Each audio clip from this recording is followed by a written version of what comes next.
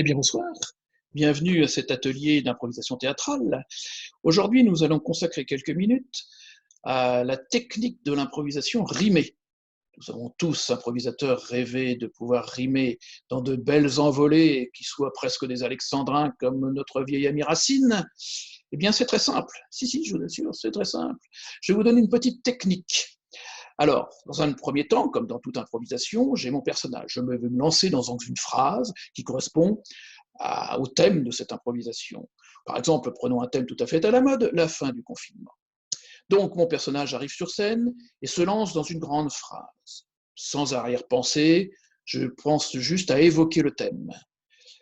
À la fin de ce confinement, je partirai enfin et j'irai faire de grands voyages. Là, je fais un blanc, le personnage réfléchit, et moi, dans ma tête, je pense voyage, ça rime avec quoi? Avec visage, avec paysage, je vais prendre visage.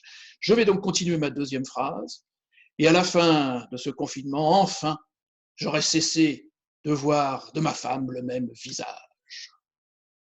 Ce que je prononce d'un ton assez pompeux, naturellement, va être beaucoup plus marqué, beaucoup plus accentué, ou au contraire, pourra être beaucoup plus souple et flexible dans son prononciation, ce qui va nous permettre d'être extrêmement performant dans cet aspect de rime.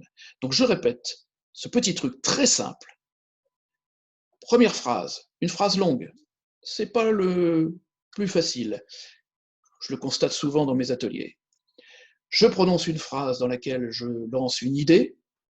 À la fin de cette phrase, je suspends, mon personnage réfléchit et je me donne un mot, n'importe lequel. Je ne réfléchis pas au sens.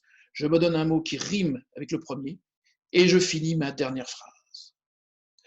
Voilà quelques mots sur l'improvisation telle qu'elle doit être rimée et j'espère tout naturellement que vous allez bientôt pouvoir la pratiquer.